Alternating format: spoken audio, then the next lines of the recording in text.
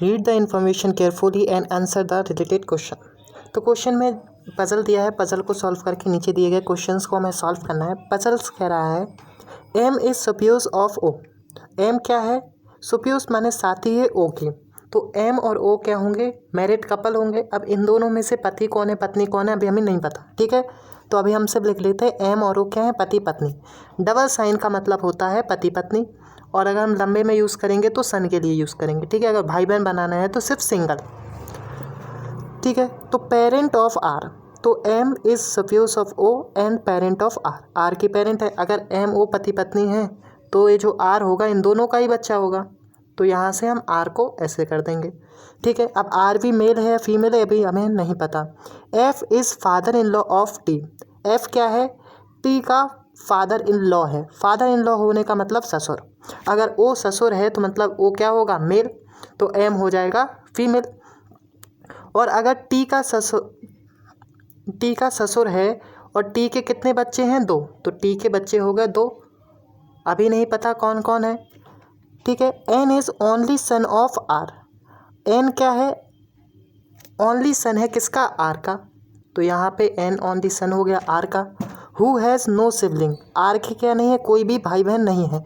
तो जो टी ससुर था, वो जो ससुर था किसका? टी का। तो इसका मतलब होगा कि ये किसका पति होगा? टी का। अब पति होगा ये हम नहीं कह सकते, पति होगा या पत्नी होगा। तो अभी आर और टी का हमें कोई जेंडर क्लियर नहीं है।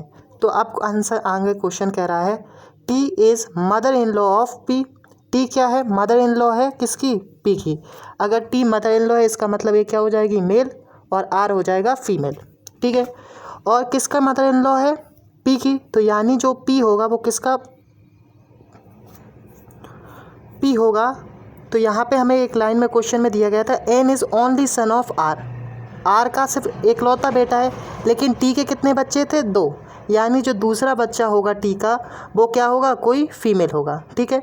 और जो टी है वो किसका मदर इन लॉ है? पी का। तो जो इसका हस्बैंड होगा वो कौन होगा? पी। और ये हो जाएगा वी, क्योंकि वी किसके साथ शादी हुई है? पी के साथ, ठीक है। तो यहाँ पे जेंडर और रिलेशंस क्लियर हो गए। अब हम नीचे दिए गए क्वेश्चंस को सॉल्व कर सकते हैं, ठीक है। तो एक फैमिली ट्री बन गई जिसमें एम और ओ दादा दादी हैं, उनका बच्चा आर है जिसकी पत्नी टी है, और टी के 2 बच्चे हैं एन और वी, और बी का पति कौन है? पी। आगे क्वेश्चन कह रहा है 4 of following 5 are the similar in a certain manner who is among the following this manner to others. इनमें से जो 5 में से 4 है ऑप्शन है वो सिमिलर हैं। तो वो कैसे सिमिलर हैं वो पता लगाना है। O R P N V. अब इन सारे रिलेशंस को हम देखें तो ओ कैसा है? मेल। आर कैसा है? मेल। पी कैसा है? मेल। और एन भी मेल है, लेकिन वी कैसा है? फीमेल। तो ये क्या हो गया? अनसिमिलर हो गया एज अ जेंडर। अब नेक्स्ट क्वेश्चन है who among following is grandmother of B. B की ग्रैंड मदर कौन है?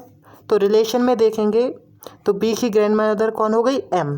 तो ऑप्शन नंबर कौन सा करेक्ट हो जाएगा? वी।